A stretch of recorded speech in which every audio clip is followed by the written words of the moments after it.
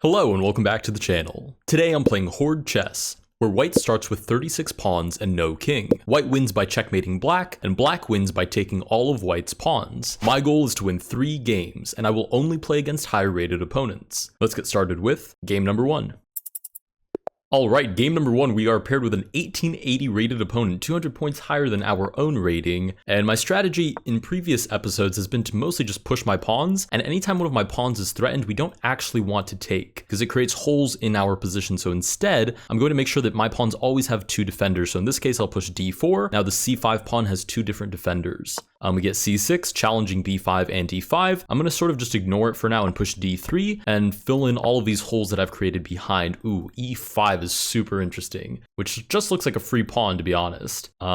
Question is, I mean, it doesn't matter which way I actually take. I just end up with a pawn on e5 either way. Does it create too many holes in my position? Does en passant make more sense? And I think the answer is no. I think we should actually just take normally here.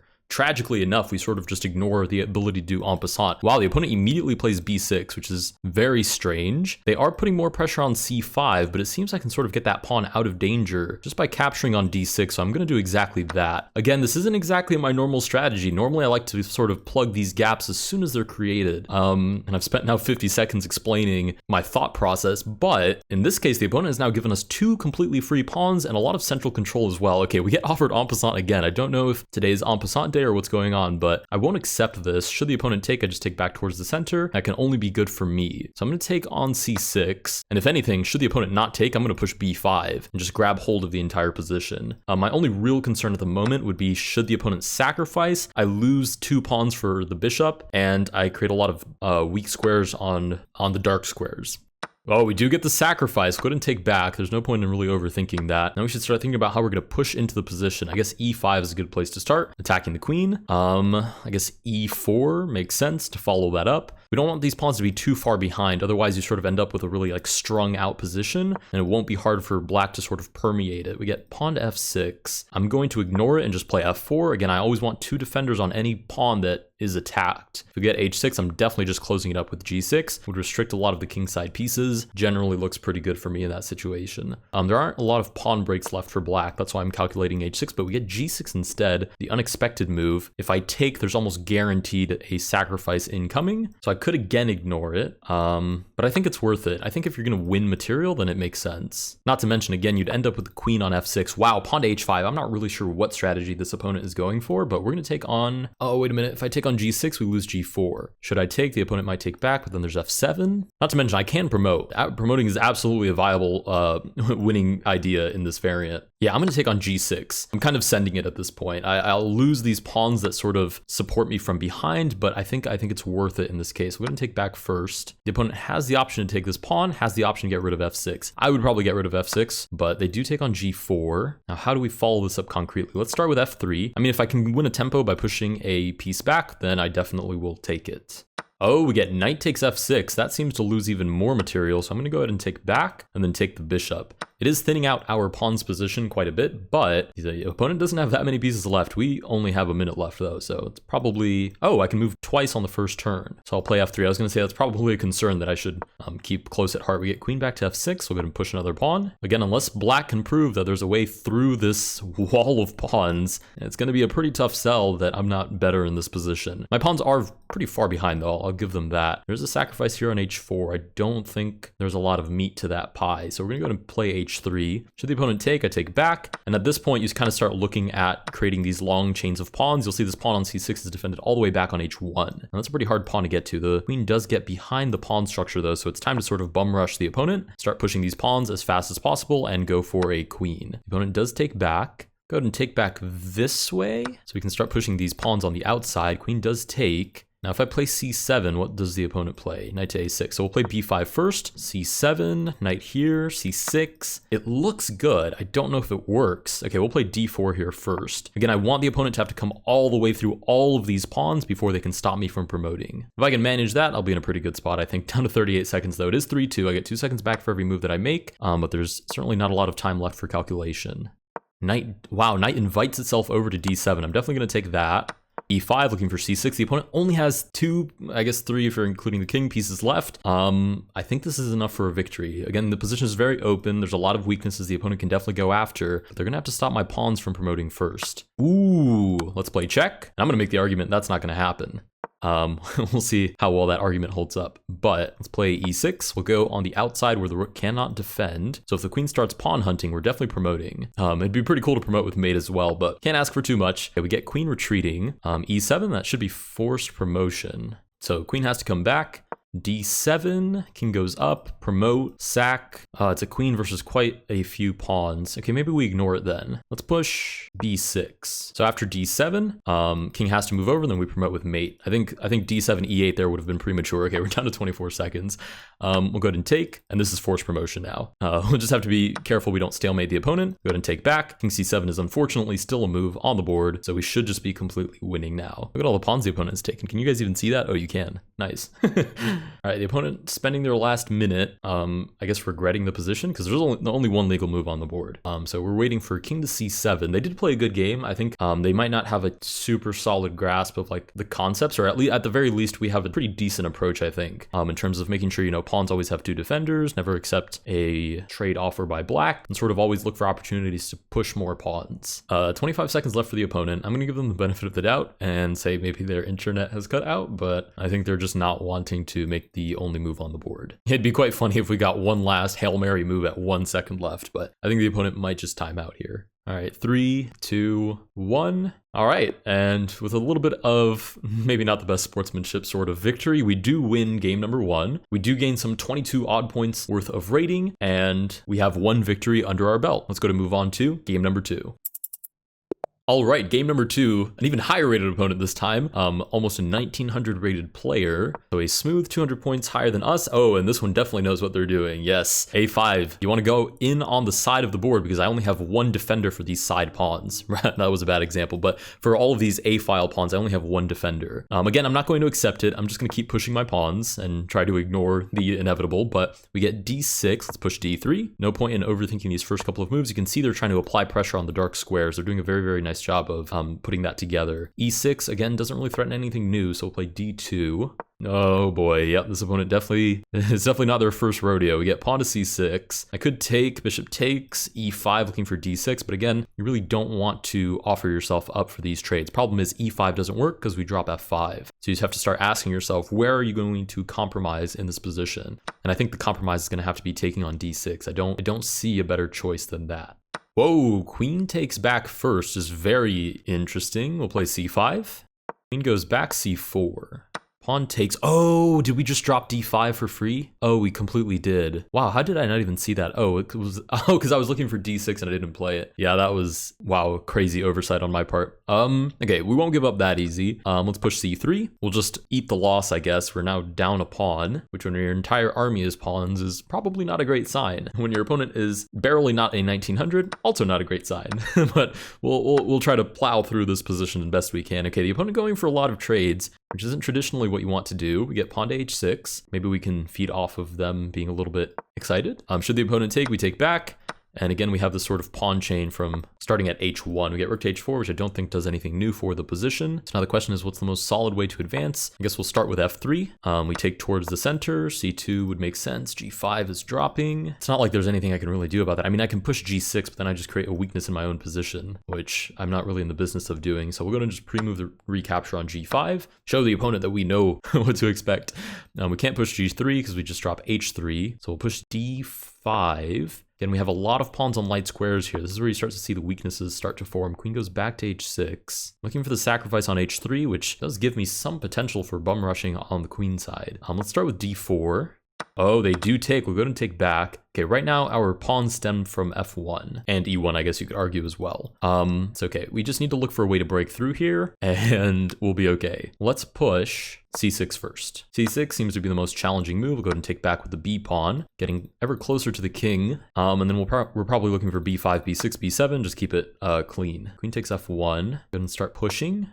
I think we're in time here. Okay, I only have a minute to calculate this, but B6, queen takes. D6, queen takes, C7. That doesn't work. Okay, what about B6, queen takes, B7. Bishop takes, pawn takes, rook here, and then it's just a free pawn. So B6, C5 is necessary. Queen takes C5, B7, bishop takes, rook A7, C6, king D8, D6. Nasty position, but I don't think we have anything better here. Oh, I could have played G2. What am I doing? Oh, I could have played G2 to defend F3. Okay, with any luck, the opponent just takes right away. Wow, total oversight. Yeah, instead of going for the offense there, I could have played a little more defense and bought myself some extra tempo, but okay, we'll play with what we have. Should the queen take, I might even just play C5 here. I mean, I missed the opportunity to do it back here, and actually, I've just realized I missed the opportunity to do it here too, but I won't miss the opportunity to do it the third time in a row, which is good, I guess. We'll play D3, E4. Yeah, ooh, it is not looking great. We'll play E4 literally just to keep the queen out of the equation, and she comes right back in. Okay, C3 to hold on to that pawn now. Should the queen take, she'll have to work her way back. And I think this gives us, if not new life, at least a tiny opportunity to have at it again. Let's go here, I guess. Yeah, none of this looks particularly great, but we'll give it our best shot. Rook shuffles over. Yeah, that's pretty bad. We'll play C5. B4. We're now rooted at A1. Ooh, opponent goes for that E4 pawn. Who knows? Maybe if we play fast enough, the opponent will get overzealous and not notice a pawn promotion idea. Is that a valid strategy to play to the opponent getting overzealous? I think it is. But truth be told, there's not a this position is not beaming with opportunity. We'll do our best. We'll play B5. We've sort of cemented these pawns, but we drop D6. B4 to follow. You also have to be careful with time. Look at all of my fallen soldiers. Certainly not as good a game as the previous one. We'll play A5. We do get the sacrifice. Yeah, this is pretty much as good as done. A5 drops. Oh, the opponent doesn't take A5, which is interesting. Let me promote, please. They stopped me in time. All right, that's not worth playing. GG's. All right, with that, we lose game number 2. We have 1 victory under our belt at the moment. Let's go to move on to game number 3. All right, game number 3. Don't mind if I do take the white pieces again. I won't over-explain my thought process now that I've already done that in the first 2 games, and I've come to realize that time is critical. Okay, we get A5 again. We'll just ignore it with D2, and we may have to accept this capture again if we do get E6 on the board. Okay, we do get E6. We'll go ahead and take. Whoa, we get a capture on D5 instead. That's very amusing. I could actually ignore that and just play E5 or C5. I think I'm going to go for. Let's go E5. E5 because we don't want to weaken B5 unnecessarily when we have a different pawn that we could simply play the same idea with. Pawn takes, we'll go ahead and take towards the center. Yeah, towards the center. We are dropping A4. Oh, and the opponent sees it right away. Okay, we'll go ahead and take. Probably need to be ready to capture here on C6 should the opponent take on A4, which is almost certainly the best move. Go ahead and play B3 to boot the rook. And now we'll go ahead and take the chance to cement that pawn on D6. Okay, so we've lost a pawn, but we've rooted this pawn on D6 very, very nicely into that position. So we'll see what we can make of that. Play C4, looking for C3, C2. Again, sort of filling in all the gaps we've created. And you want to really apply the pressure to the opponent. Oh, they're looking to take right away. Whoa, that is extremely aggressive. Wow, okay, I'm very taken aback, to be honest. All right, let's go and meet their fury with E4. Should they take, I'm going to go ahead and take back. And I definitely think I can beat them to the punch. Okay, they go ahead and take back. C2 is the next pawn that's dropping, and there's nothing I can do about that. So let's go ahead and push D5. E6 is possible. Queen takes C2. Okay, what's better here? Taking and looking for B5 or pushing E6 right away? I think taking and looking for B5 makes a little more sense. Right, B5, we get some more tempo on the opponent. They do get into the position, but more pawns are looking past their pieces now. Okay, the knight does move back. We'll play C6. C7 forces promotion. Or wait a minute, knight D7, E6. I think it does force promotion, but it's a little bit messy. Let's see. Yeah, C7. Knight does just shuffle over. E6, we'll go ahead and take back. Knight shuffles over again. Where's the forced promotion I was talking about? It needs to appear on the board and I don't see it. Okay, we'll go ahead and play E5 in the meantime. We are dropping. Whoa, I didn't mean to pre-move that. Oops. But we get bishop takes E6. F5 now, continuing the attack. Seems to make sense. We're doing better on time, which is good, but I don't know if the position reflects us doing better, quote unquote. Okay, what on earth do I push now? I can't play this because I dropped this. So how do I actually continue this attack? C5? Hits the knight. I mean, the queen could just take and forfeit the knight for the 2 pawns, which would take a lot of pressure off of their position. But should they move the knight, then I think we have some chances. Ooh, they do move the knight. Okay, that's super interesting because now we have somebody rooting d6. Or we could just play c6 right now. We drop this though. Okay, we'll go ahead. Wait, but if d4 queen takes, let's do this. d4, try to at least hold on to the pawns that we have at the moment, and then we maybe can look for f6. That at least looks interesting to me. Admittedly, they could just sacrifice, but then we kind of hold down the pawn fort that we've created, and I guess we invite more sacrifices. Okay, knight takes. We'll go ahead and take back. f4, and pretty much no choice but to take back on d6 should they capture. They take on f6, pretty much achieves the same end, but they get to take with the bishop now. Whoa, queen takes c1. Going for the gut on this one, we'll play g5 and try to force a push on the king side. Queen takes, gonna push h5. If the queen takes again, we'll go e4, e5. This is very interesting all of a sudden. Queen does take. Okay, e4. I don't know if this is too slow, but I think it's worth a shot. Bishop takes, e5. Bishop goes back. We'll go d4. Problem is I don't have any time to calculate this, which is tough. Queen goes back again, targeting this pawn instead. h4, I guess. I'm not at all confident in this position. There's just too many pieces, and these pawns are just not putting up a good fight. We'll go h3. We'll go g4. I mean, this pawn is as good as gone anyways. They'll probably sacrifice for it. Yep, they do. And we'll play g3 looking for f4. Whoa, king goes up. I would be more than happy to have a word with the king should he allow such a gesture. Queen goes back. We'll go h2 just to buy a tempo to hold on to the g3 pawn and then push f5. Queen does take. Check, I guess. This is such a bad position. We'll go ahead and take back. Yeah, and I don't see any firepower here anymore. Yeah, we'll push h5, but this might just be a second defeat. Yeah, bishop takes. We'll try to hold on to these pawns, but this is easily winning for black, right? We're in Zugzwang now, everything loses a pawn. Go ahead and resign the game. All right, with that, we lose game number 3 as well. We now have 1 victory under our belt out of the last 3 games, which is not ideal. But to be fair, we are playing up, so this is not a completely unexpected result. All right, game number 4, we actually get the black pieces this time. So I'm gonna go for the most annoying strategy I can think of, which is attacking directly to the side of the board. We'll go ahead and take with the knight, maybe d6, looking for ideas of taking on f5 if g5 is ever pushed. But we don't beat the opponent to the punch, so we'll go ahead and just move back. We'll go ahead and play d6, opening up this line. g6 is very much a real possibility. You can see they're going with the strategy of slow pushes, but now they drop the f5 pawn. Go ahead and take g4. This is a very real possibility, but I'll play it safe, I think. Should I, or should I just take on h4 and start pawn hunting? Let's play it safe. Move the bishop back. We're already up a pawn. There's no need to be greedy. We get pawn to h5. Let's go ahead and just push e5. I don't know why their strategy is pushing on the side of the board, because you'd think that just drops more pawns, since you're now overworking the pawns in the middle that have to protect to either side. But it seems to be the strategy that they're going with. We're going to just move the queen back, f6, put more pressure on e5. So it seems pretty sound. We probably will get d4. Oh, we get a trade, even better. So now we can start sacking, which is pretty much exactly what you're looking for. Nice, h5 is as good as gone. We'll go ahead and take. Pawn to g2 is another free pawn. This is a 1900 rated opponent. We'll go ahead and take. Pawn takes back. We could just move c6 and stop any further pushes. And we get pawn to b5. That's not going to cut it because the knight just takes back. So we'll go ahead and take on h1 and start the queen's journey of taking pawns. Pawn to b4. Again, I don't think creates any new threats. We're going to take on e1, d4. Probably looking for d5. Again, I don't think that's fast enough though, so I'm just going to keep taking pawns. We'll move my knight back to d8, so it also defends b7. We get pawn to c5. c6 is not possible. b5 isn't possible because c5 drops. I guess I just keep taking pawns. We'll go ahead and take on e2, so at least we're looking down the queen side in case something does happen, but we just get a free pawn on c5 instead. b4 definitely warrants a sacrifice. We're going to just take and then take on a4. Now we have triple stacked pawns, all stopped by my pawn on b7, which is an absolute monster of a pawn. We'll go ahead and take on e3. Pawn to c4, looks for c5. We'll take b6 while we're here. If we do get c5, b5 drops as well. a3 has also been hanging, and we do get resignation. Okay, finally we're handed the black pieces, and we get a pretty speedy second victory. With that, we have 2 victories under our belt. Let's go to move on to game number 5.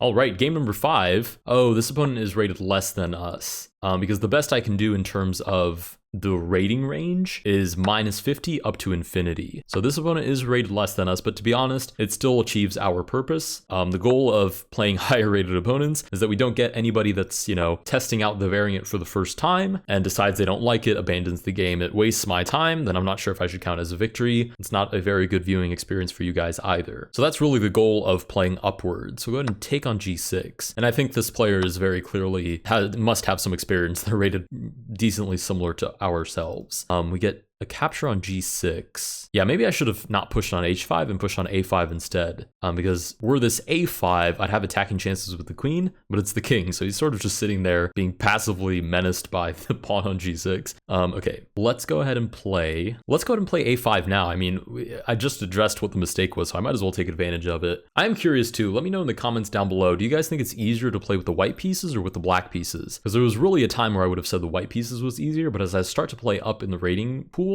I honestly think it's easier to find weaknesses in the white position with the black pieces. And genuinely, the only reason I think that is because of the time. If this were a 30-minute time control for either side, honestly, I might even lean back towards the white pieces, who's always creating, you know, the pressure on the position. But the problem is it's pretty intuitive for black to create more problems in white's position, if that makes sense.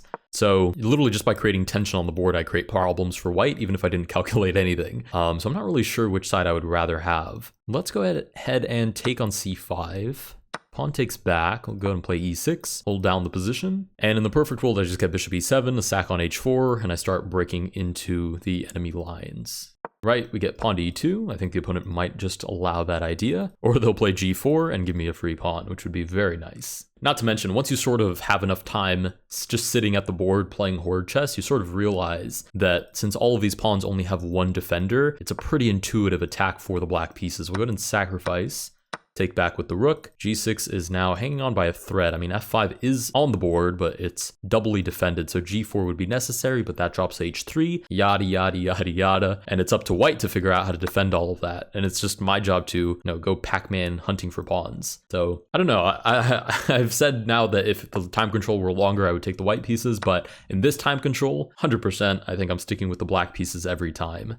Right, white takes back. I think I'm going to play this slow and maneuver my knight to f8, so I have all of these different pressure points. Or rather, it's more of a barricade. It's less of a pressure point and more of a barricade. I mean, it's a pressure point on g6, meaning if f6 ever happens, g6 drops like a fly. But I get pawn to f4. Let's go and move the knight back. It's very defensive, but to be honest, white doesn't have any long-range pieces that are going to come in and give me mate. Right, it's always going to be one pawn push at a time. Well, unless you're on the back rank, but that's a whole different story. We get pawn to e4, beefing up that f5 square. Let's play rook back. The threat is knight takes g6, and we start thinning out the white position very quickly. Wait a minute, I could have just taken. Yeah, I could have just taken white takes back, and it drops g4. Gets another piece into play. Okay, we'll see if white notices that idea. And actually, I think I've put myself in an even worse position, because in that position, if g5, or rather, in that position, if they had moved anything else, I would have taken g5, I move the rook, and they just take back. There's no pawn on g4, and then I just lose the knight for a pawn. Anyways, we do get pawn to f6. I think we take here, g7, knight here. There's no way that pawn ever promotes, not in a million years. Somehow the opponent and I actually have a very similar time at the moment, but we are still up on time, knight to e6. And this position is very significantly easy to play, to be honest. There's just not enough firepower where the attack is being created. I think we'll just go ahead and sack, take back with the bishop. Oh, they don't even take. Okay, we'll take on d5. Wow, pawn takes back. They are not wanting to take my knight for some reason, which I guess I should be happy about. Wait, did I not just... What am I doing? I need to start taking free pawns. Holy smokes. Oh my goodness. I'm playing like a 1200 today. All right, we're looking for bishop d7 and taking, maybe queen d7, looking at c5. Problem is I've now sort of allowed the pawns to willy-nilly come into the position for absolutely no reason. You really should jump on free pawns at every opportunity, but the opponent is taking a significant amount of time to figure out their next move. I'll admit it's not an easy position to play. There's a lot of blank spaces and it's not clear where the attack should flourish. They're down to now 19 seconds on the board. We'll see what they make of this position. We're going under 10 in just a moment. 9. I don't think they have any ideas. They might just flag here. It's just too hard. There's too many weaknesses, a lot of holes in the position, and we do get that third victory. And with that, we also cross 1700. Cross is perhaps a generous use of the word, but we do reach 1700 elo in this variant. With that, we win 3 games. If you guys did enjoy this video, please consider liking and subscribing. Let me know down below what other variants I should play. And also, genuinely, I'm curious if you guys think it's easier to play with the black pieces or with the white pieces. What do you guys think? guys think the time control, what role do you think it plays in this variant? And I will see you guys in the next one.